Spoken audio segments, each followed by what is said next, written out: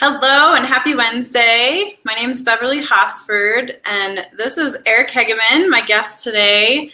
Aaron's out sick today, taking care of a sick baby, actually. So instead, we've got Eric, who is somebody who's been helping out with some NFPT work behind the scenes, has always helped me with my website and branding, and not a personal trainer, but a client and participant of fitness gym and training.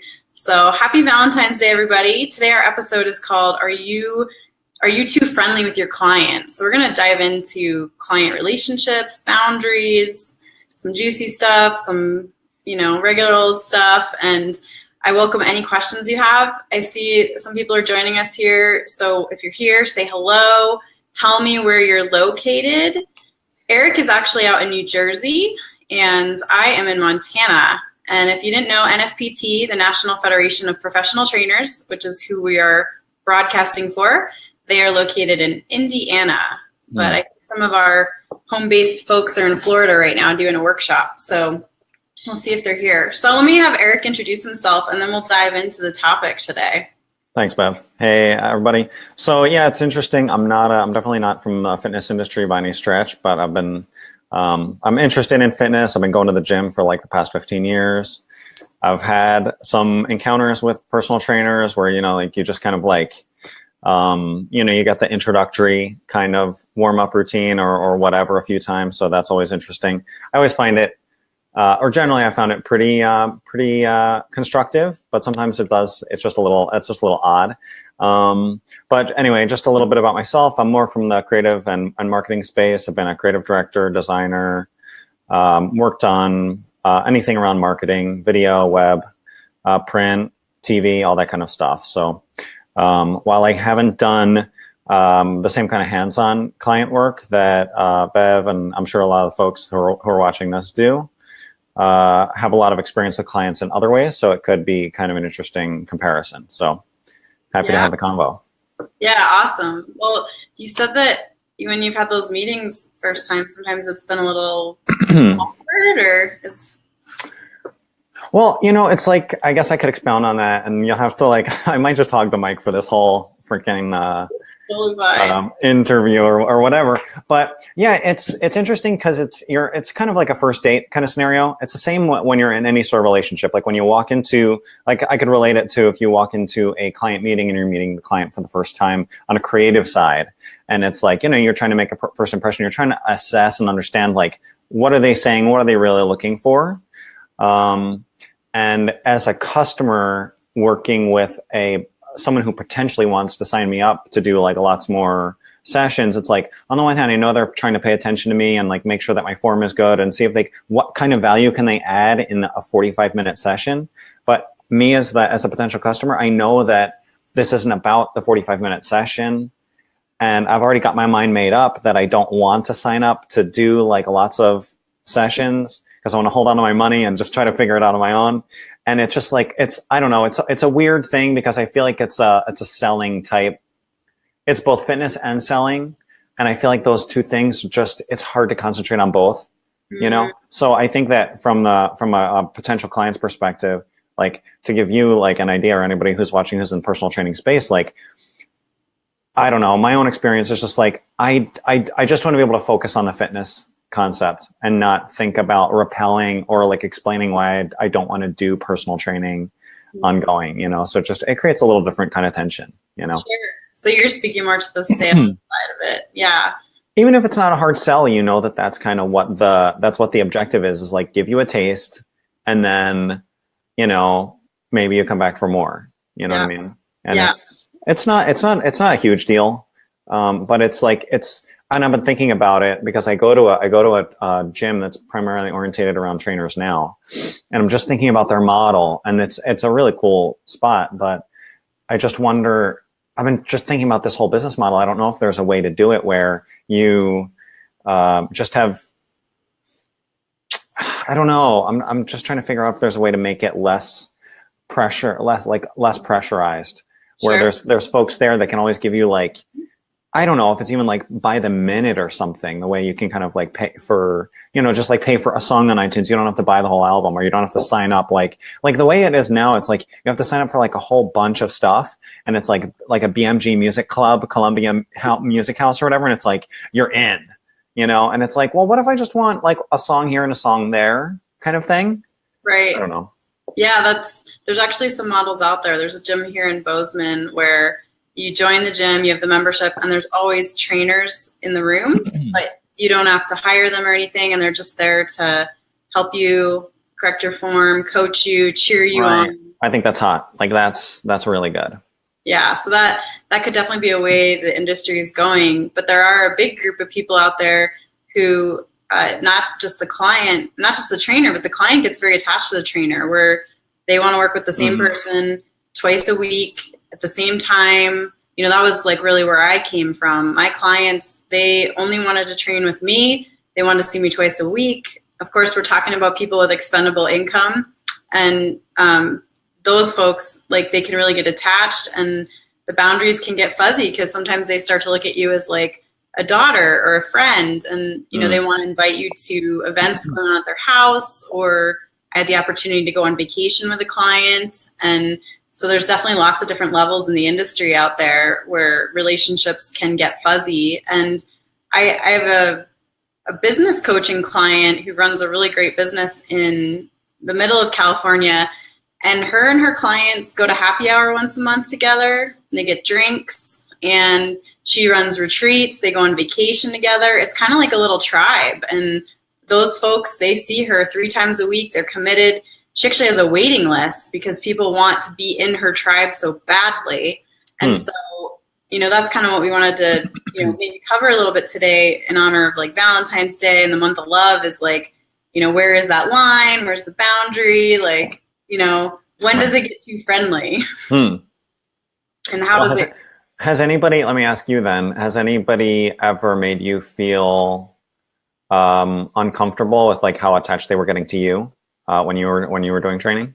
Yeah, there was definitely at least 1 or 2 clients, one that I ended up passing along because she would ask me a lot of questions about my family. And like, you know, clients would ask like, so where were you last week? You know, oh, I went on vacation, went to see my family. Like, oh, cool, what'd you do? But this lady would get into she would like get into it with me. She'd be like, how does your mom feel about you living so far away? You know, and I'd be like, it's okay to ask that, I guess. But then she would just get this, she just had this tone to her. And it made me feel really uncomfortable because, you know, she'd be like, you know, if my daughter lived that far away, I wouldn't like it, and da-da-da-da, and she would get into it, you know. Or one time she told me she didn't like my hair, and then she thought I needed to get a haircut. So I talk about this client in my career coaching guide, like, and about how I like tried, like I handed her off basically eventually because it just felt really uncomfortable to me, like really inappropriate.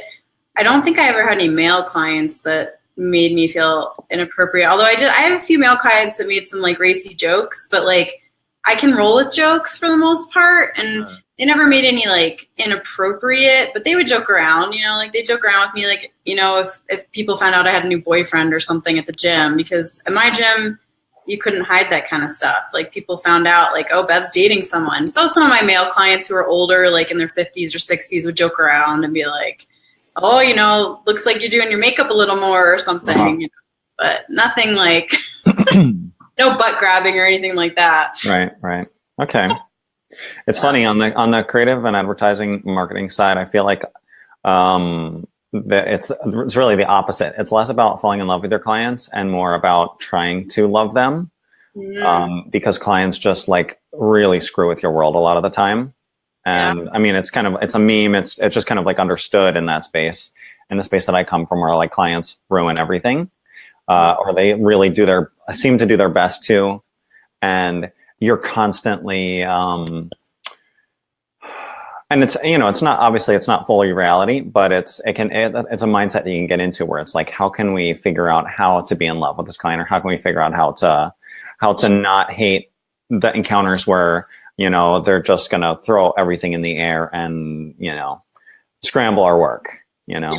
Yeah, there's definitely some people like that in training too, where, you kind of dread certain sessions because some clients will come in and they'll just tell you all about their personal life, and they'll tell you things that you really don't want to hear about. And I had some clients like that where I would just have to keep redirecting the conversation back to fitness, back to what we're doing here in the gym. Let's not talk about how your husband's cheating on you with your sister. Like I've heard some stuff, right. just hairstylists, like right, yeah, people tell you stuff, and the longer you've been with them, the more comfortable they sometimes feel. And I don't know what it is about, like the endorphins get going when you're working out, but yeah, that's interesting that you guys have to try to figure out a way to kind of fall. I mean, I can relate to that, but in general, when I stopped training full time, I miss most of my clients. Like I miss them. They became part of my family, in a sense, family. Like, and I still communicate with some of them via email, even though I don't train them anymore. So and I feel like the deeper your relationship is with your clients in this industry and fitness, the more successful you can be to an extent. You don't want people to be like addicted to you, like they can't work out without you. Like that was never my thing, but you definitely want people to have that relationship with you and that rapport. Right. No, I mean, I think rapport is really important. I think that more than friendliness, trust is really important. Especially if somebody's like paying for your services, they're looking for that person who's the professional, who is going to guide them.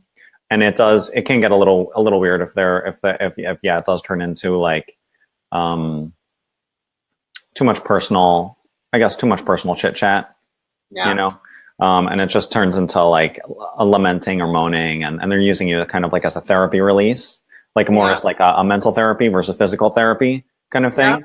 But I did find it really funny, when I looked at the topic for this discussion, I think are you too friendly with your clients or something like that? And I just think in my space, it's more of the question is like, are you too unfriendly, where you're just grinning and you can be in a scenario like in a presentation with a client, you've got like 4 clients and you've got 4 people from the agency and the client's throwing around all kinds of weird ideas and asking questions and making assertions, and the folks from the agency that are really servicing them are just, there's like an unspoken conversation happening. So it's pretty wild. Just that. I think about like when I go into the Simply Mac store in town here to get help with my laptop or whatever, and like I'm just like, please let the guy that's in there be friendly. Like I just want some like friendly interaction, but some of those guys are just so like not friendly. They're very straight faced and like, oh gosh, like this girl is coming back in again with her phone problems or whatever. So, but yeah, I feel like in any industry, the more friendly you are, you really could probably sell more. I mean, I know I'm more apt to buy from someone who's friendly for sure. Like someone who's friendly and smiling and warm.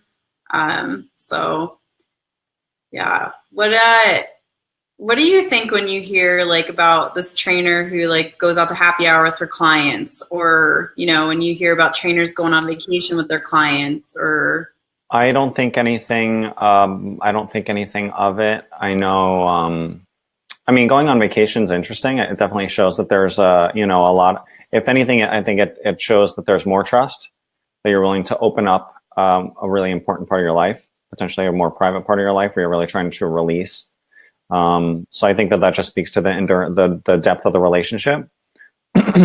Happy hour, definitely don't think anything of it. I mean, there's no reason that you can't have social, just completely have social interaction in addition to professional interaction.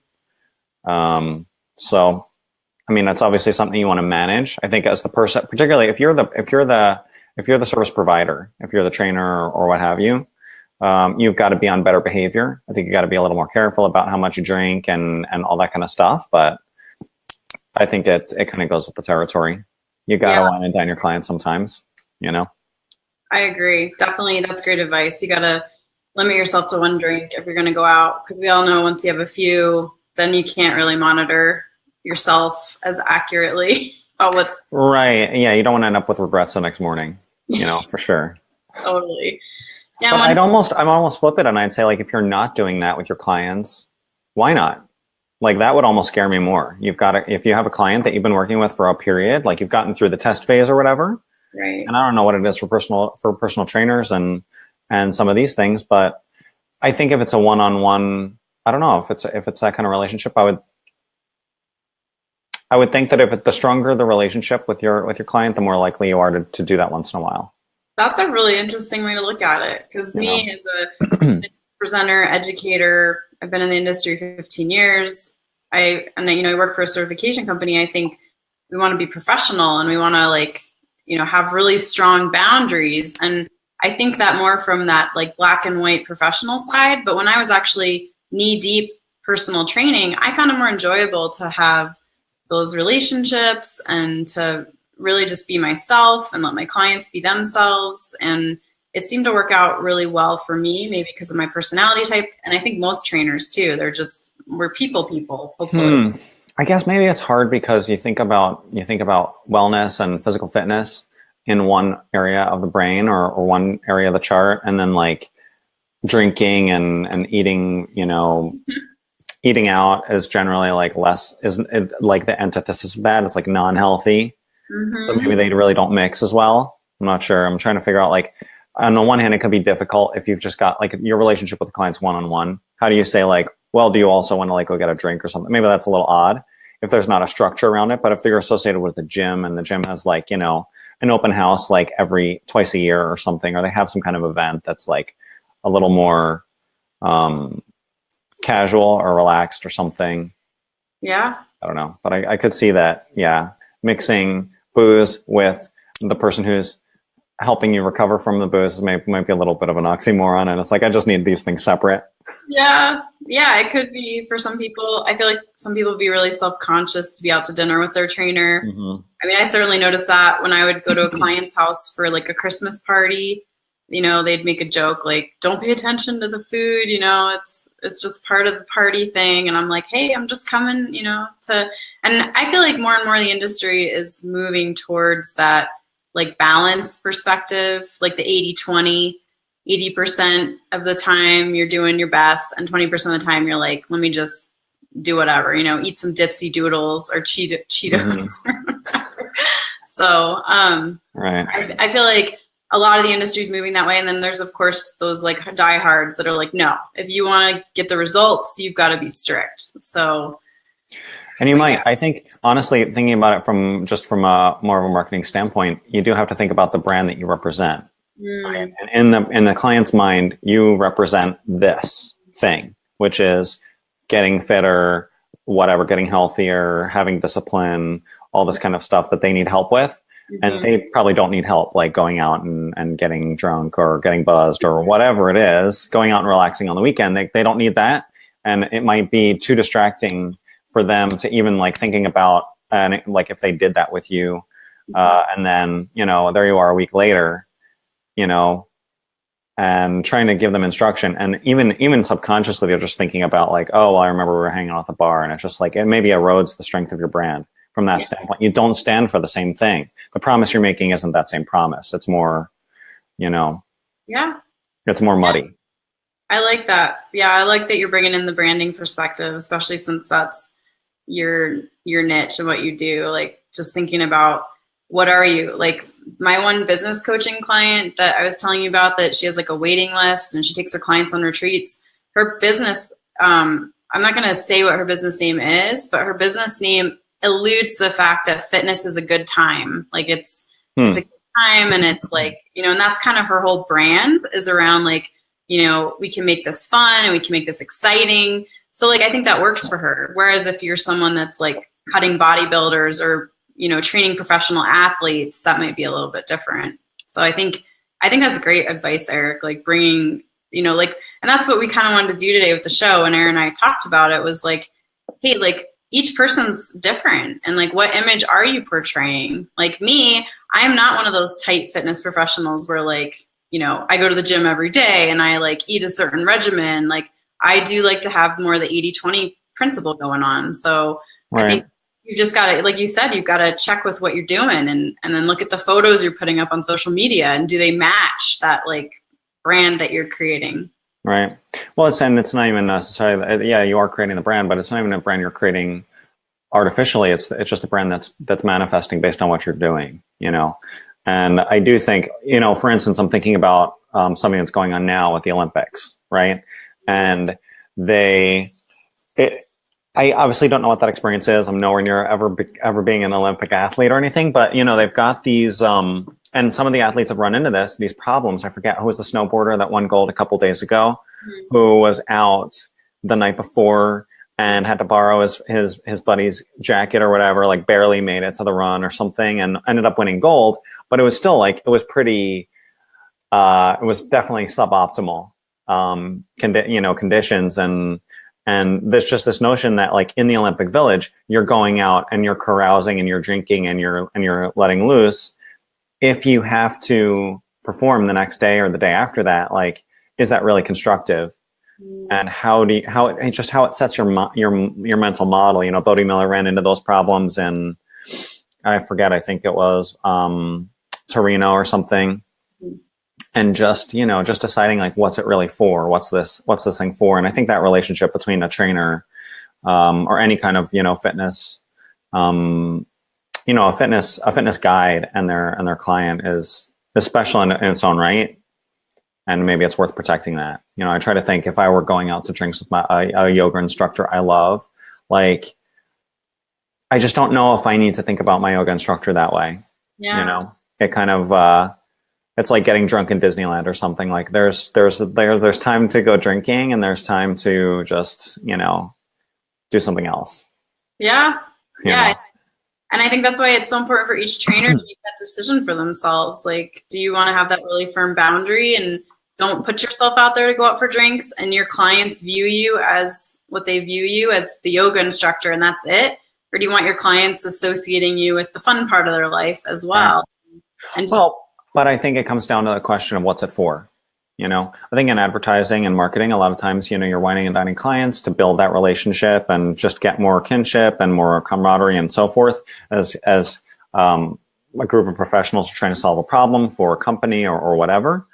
But I think in like the fitness world, it is different. And if it is about deepening the relationship, that can be done around something that's not a polar opposite of getting well and getting healthy. It could be orientated around, instead of the gym throwing having an open house with drinks twice a year, they could have a field day twice a year where it's just like fun and games and like, throwing Frisbee in the park and all that kind of stuff. And I can just much more easily see trainers, or other kinds of folks like being part of an ultimate Frisbee team for the day with their clientele versus like just drinking for the day. Oh, yeah. Trainers do that for sure. They set up 5K, they get all their clients together for a 5K, or they get them together for hiking or to go volunteer to a charity for the day and cook food. That's definitely something we recommend to our trainers to build community. Yeah, I mean, those are the ways that I would be trying to nurture the relationship, not necessarily going to the bar. Yeah, that's great perspective. I mean, Erin and I did an episode on alcohol and fitness a few months ago. Yeah. And, there's a big trend emerging right now at breweries and wineries where they're doing like yoga and then wine, or they do Pilates and then beer, or cardio and beer. And, that's a whole nother topic, but it does like there's a part of the industry that's fusing that way. There are, however, some clubs, especially like in New York City, that are doing a happy hour workout where there's no alcohol, but you come to the gym for happy hour instead of going to the bar. So there's a lot of different avenues emerging in the industry. Yeah. Yeah, and there's a lot of ways to do it. I feel like that's why we call it personal training. What's so funny? Right. Well, I combine alcohol with physical pursuits too, like doing a day of skiing and then getting my ass down to the bar as soon as possible. Just so that I can have a couple IPAs, or, definitely looking forward to that beer after a mountain bike run or whatever. And I know while I'm doing it that it's really not the smartest thing, but it feels good. It feels good and bad at the same time. Yeah, totally. But I kind of don't want, I wouldn't want my personal trainer to really know about that stuff. Yeah, that's what I've learned. Most of my clients have been that way, like where they're like, they look to me to hold that kind of like that standard for them, or they've looked to me to be that role model. And then if I'm not that role model anymore, then, you know, what do they really have? So it's like, I try to be like fairly strict, but then to be, you know, if I could see someone's beating themselves up over it, I'd be like, well, you know, the stress isn't worth it either. Like if you're going to feel like, if you're going to eat the cake, don't feel guilty about eating the cake. Right. All right. So your message to me then is drink the beer. Okay. Well, make a choice. Either don't drink the beer and feel good about it, or drink the beer and feel good about it. But like my motto these days through and through as an educator and a coach in some cases is like, we need to feel good. Like that's the whole point, isn't it? Is to feel good. I mean, otherwise you're trying to live forever, but if you feel crappy all the time and guilty, then that's not good. For sure. Yeah. Sweet. Well, I think that's like most of what we wanted to cover today. Let me just check our comments. We don't have any comments today. I guess people are out like on dates and whatnot, which is great. They're buying emergency chocolate. Yeah, there's that whole aspect of Valentine's Day too. It's so funny. I remember early on, one of my boyfriends, when we first started dating, he got me chocolates and he said he was super nervous about it because he wasn't sure, you know, if it was appropriate to get chocolates for a trainer. I was like, that's interesting. So, well, do you have anything else you want to mention, Eric? I guess not. I mean, it's, you know, it's an interesting topic. I do think about the thing that I guess I'd come back to is just like really understanding no matter what field you're in, there's no excuse for not being focused on the customer. And if you're a trainer, if you're a yoga instructor, if you're a marketer, you know, if you're a waiter, you know, I think about hospitality. I think about hospitality as it relates to my job a lot. And I think that if you go into a restaurant and they don't bring you water, they don't take care of you, they don't make sure, like you're at their mercy basically at a certain point. You can't just go into the kitchen and get your stuff. So if they're not taking better care of you than you could take care of yourself, you got to wonder like, well, what the hell am I doing? And I think about that, you know, with my work. If I've got a client, they're relying on me to take care of their needs for X, Y, Z, whatever it is.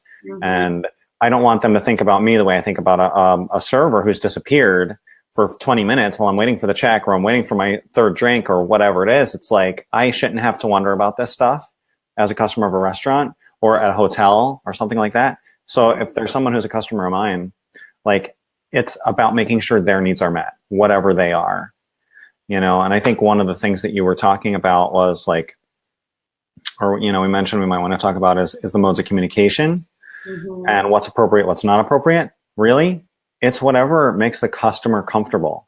You know, if you're at a hotel and you just want the toothbrush, like if the customer feels more comfortable coming down to the front desk, great. If they want to dial 0, great. If they call housekeeping, great. Like I as the customer of the hotel shouldn't have to worry about how to get my toothbrush because I forgot it at home. Like I just want a toothbrush and I want it in 45 seconds. So I should be able to push any button on that keypad or basically talk to the thermostat and say, I need a toothbrush, and the toothbrush will be there. You know what I mean? So I think that if you're, I would think if you're a personal trainer and your client wants to text you, wants to Skype you, wants to bring you into a Slack group, wants to call you on the phone, wants to email you, wants to meet at, you know, whatever place, like you're there for them. And just understanding that as long as it's appropriate and you're not being abused, that like it is your job basically to fulfill their needs. And I would just do that as best you can until you get to that limit. Don't worry about scalability. Don't worry about, is this going to be a pain in the butt to do every week? Try it. And then if it does turn into be something really difficult, that's one thing, but just to understand that it's like, it is about the customer. So yeah, whatever makes that customer comfortable, as long as they're not touching you or whatever. Yeah. And then if you can't focus on the customer because you're attracted to them, then I think it's probably up to the trainer to move the customer along, because I don't know how much that didn't happen much in my demographics. I was working with baby boomers, people older than me. It wasn't really an issue, but there are some young folks out there working with other young folks, and there's body parts being shown off, and so right, yeah, it's just, you know. But I mean, you got to remember that's professionalism first. Yeah. You know. Definitely.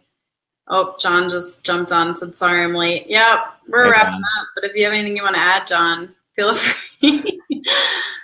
Yeah, that's a great thing to close on is it's customer focused, and I always, yeah. Yeah, I mean, and I'd throw one more thing on there, just, again, from based on my perspective, you're there to serve the customer. Yes. You're also there to solve problems for the customer, right? Or client. Sorry, I'm using the word customer just loosely because it applies to everything, but like you're there to solve problems for the client. And if you inject this other thing of, whatever it is about either being hard to get a hold of, or you're getting, too emotionally involved with them, or whatever the case may be, something that's beyond the business problem to be solved, you're now creating problems for your client. Why would you ever want to create problems for someone who's paying you and who's relying on you? It just it doesn't make sense. For that reason alone, you would just have to draw the line and be like, okay, maybe this is not productive and I'm just going to stop it right away because they're paying you to solve problems, not create them. Yeah, I like it. Dry. Solve problems, and you've got to be ruthless with yourself, or just be honest with yourself. What are you really there to do? Yeah, I like that. Yeah, because at the end of the day, all trainers really just want to bring business in. They want to get results, and you got to keep the eye on that prize. Yeah, I think if you don't want to put yourself in a position where the client is wondering, am I really getting something out of this? Am I really is this really worth it? Is it worth my time? Is it worth my money? Is it worth my commitment? If they start to wonder that because reasons like you're hard to get a hold of, or, non-responsive, or you make them feel uncomfortable during the workout, or whatever the reason is, like at that point you've lost. So I would just focus, as long as you're focused on solving problems with them and being customer orientated toward what the customer needs at all times, I think you really can't go wrong. Yeah, that's a good concept to keep at the heart of it. Yeah, sorry, I'll just keep rambling. It's like it's empathy. It's the same. I think it's the same thing in advertising as it is in yoga and personal training. Like, and it's amazing. Like in a yoga class, they say "Happy Valentine's Day, John." I see some messages popping up here, but it's. If you're not empathizing with the other person, especially if they're totally different from you, this is one of the problems that I've had where not problem, but just something I noticed when now we have like some people popping into this thing. I want to kind of stretch it. If as someone who's not a personal trainer, but who's been on the receiving end of personal training, activity, I do wonder sometimes, do they understand what I'm thinking? Do they understand where I'm coming from? Wouldn't they be doing this totally differently if they knew what I was thinking? But as the client, you're not the person in command. You're not the person in control. You have to follow what they're saying. And you can just waste someone's time for 45 minutes. If you don't understand that as the person in authority, you have to use that empathy, because the client may not say what they're really thinking. They're probably not going to say what they're really thinking because they probably don't trust you yet.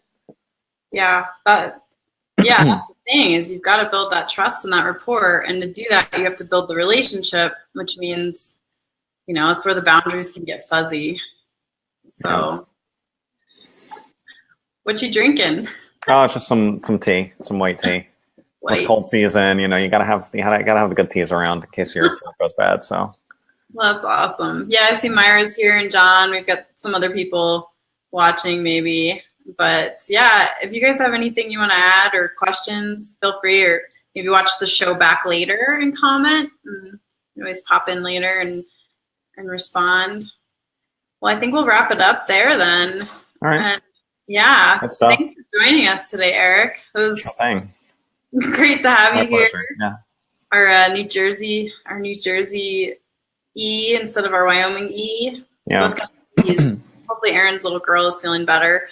So let me just wrap this up. If you found this episode helpful, share it. If you popped in late, go back and watch it. And we're here every Wednesday at 9 a.m. on the West Coast, 10 a.m. in the mountains, and noon on the East Coast, NFPT Live. If you have any ideas for future topics, leave it in the comments. And next week, our episode is called Fitness Passion or Obsession. So we're going to continue down this track of the whole Valentine's Day month. And we're going to talk about is fitness a passion for you or is it an obsession? And Amanda Vogel just wrote a huge piece on body image in the Idea Fitness Journal and about how there's a big body image problem going on in the fitness industry. So we'll talk about that article a little bit and dive into that topic. So thanks everyone for joining us. Thanks Eric for joining us. And thank you. It's been a pleasure. See you next week.